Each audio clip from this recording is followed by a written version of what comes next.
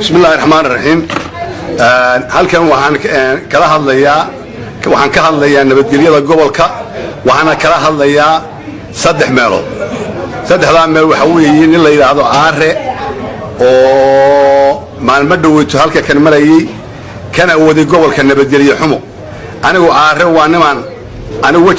shakhsi ahaan ma aqaan laakiin waxaan garanayaa wada aare waxay ku taalaa Huurso. xerada leeyahay Huurso ay ku taalaa waa xerada aanu kaga soo baxnay leeyahay sarkaalka aniga isaguba uu isagu iga horeeyay. aare waxaan leeyahay nabadgelyo xumada aad gobolka ka wadid adeer jooji awaad digniin adeer jooji waxa la yiraahdaa dhir nabada dhagax lama dhaco dad nabadgelyo u yaala gobolku waa nabadgelyo hadii aad doonaysid Muuse Biixi iyo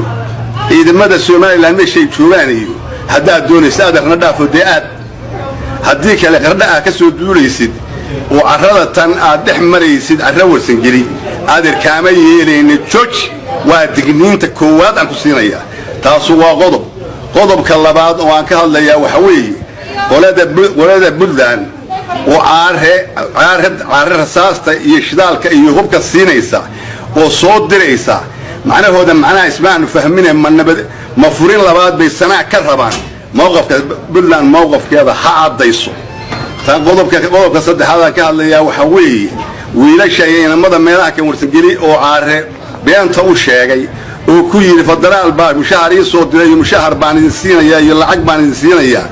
waxa weeye waa beentiisa iyo been idin sheegin waxa meesha ku jirana ma idin idinka waxaan idin leeyahay degdeg uga soo baxa hadda degdeg uga soo baxa waxa weeyaan waa baaqaan idin jeediyay waa amar degdeg waa inaad uga soo baxdaan ugu soo noqotaan guriyihiinii iyo meelihii aad ka tagteen saddexda qodob baan ku gabagabaynayaa wassalaamu calaykum waraxmatullaahi wabarakaatuh. DMI Deberani Media INC